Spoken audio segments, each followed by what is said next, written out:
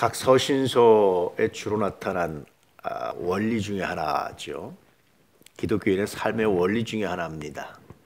그것은 기독교인들이 어떻게 세상을 살아가야 되느냐라는 문제예요. 사실은 단순하게 써 있지만 우리 기독교 역사에서 이것은 굉장히 중요한 변화였습니다.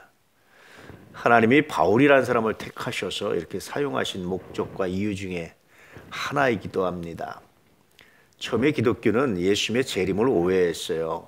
자기들의 당대 곧 예수님이 재림할 것으로 오해했어요. 그래서 어떤 의미에서 세상과 단절하고 교회 안의 공동체만을 위한 그런 공동체를 지향했었습니다. 그래서 자기 재산을 다 놓고 믿는 자가 서로 통용하고 자기 것을 조금 더 제 것이라는 자가 없고 등등등 이러한 삶들을 살아갔어요. 그러다가 예수님의 재림이 언젠지 아무도 모른다. 생각보다 빠르지 않을 수 있다. 늦춰질 수 있다라는 사실을 깨닫기 시작했어요. 그런 깨달음을 하면서 굉장히 중요한 고민이 하나 있었는데 사회와 어떤 관계를 맺을 것이냐, 어떻게 다시 세상으로 나가야 될 것이냐 라는 문제가 굉장히 중요한 고민이었습니다. 그럴 때 하나님께서 바울이라는 사람을 보내주셔요. 바울이라는 사람을 통해서 기가 막힌 메시지를 제시합니다. 다시 세상으로 나아가라는 겁니다. 다시 말씀드리면 예수께서 내일 재림하신다 할지라도 세상으로 나가서 세상 가운데 빛과 소금이 되는 것, 그것이 하나님의 뜻이라는 깨달음을 초대교회 공동체가 갖게 됩니다. 그러면 어떻게 나갈 것이냐, 특히 기독교를 핍박하는 로마 황제를 어떻게 대할 것이냐, 상전들을, 아랫사람들을, 이웃들을 어떻게 대할 것이냐라는 심각한 고민을 하게 돼요. 그럴 때 하나님께서 바울을 통해서 어떻게 대하라고 말씀하십니까? 최고의 예우를 하라, 이렇게 말씀하시는 거예요. 위로부터 온 권력은 하나님께서 세우신 것이다. 하나님의 대리자로 인정을 하라. 단 그가 신앙에 불이함을 보일 때는, 신앙을 방해할 때는 단호하라는 겁니다. 심지어 예수님의 가르침이 뭐라고 그럽니까? 원수가 자기 집안 식구일 것이다. 내가 세상에 화평을 주러 온 줄로 아느냐? 아니다, 검을 주러 왔다.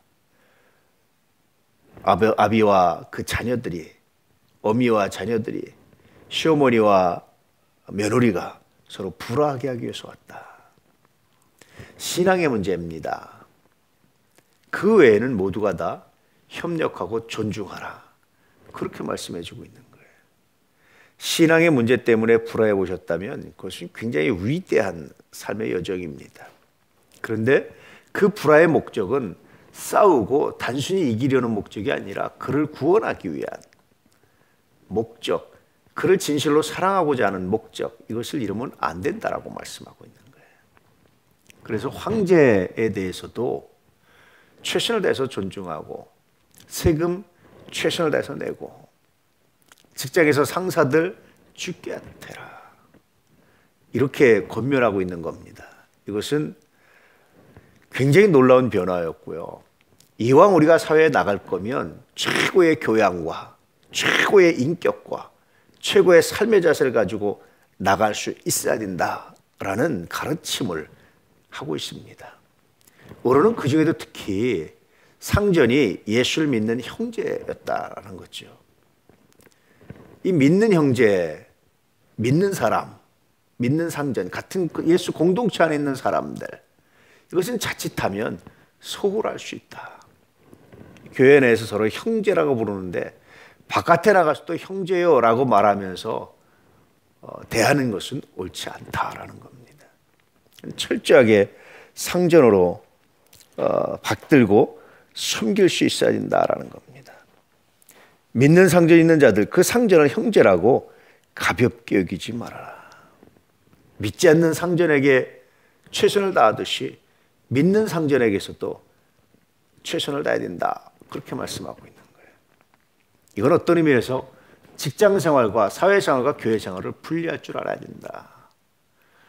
교회에서는 형제로서 열심히 다하지만, 그러나 직장에서나 사회에서는 상전으로서 최선을 다하고 섬겨야 그것이 비로소 올바른 그리스도인의 삶이다라고 말씀해주고 있는 겁니다. 오늘 우리들의 삶의 자세는 어떤지 한번 돌아보고 점검해 볼 수 있는 귀한 시간 될 수 있기를 주의 이름으로 축복합니다. 우리가 믿음 안에 있다고 했을 때 그 믿음은 무례함이 아닙니다. 서로 사랑한다고 할 때 사랑은 무례히 행하는 것이 아닙니다.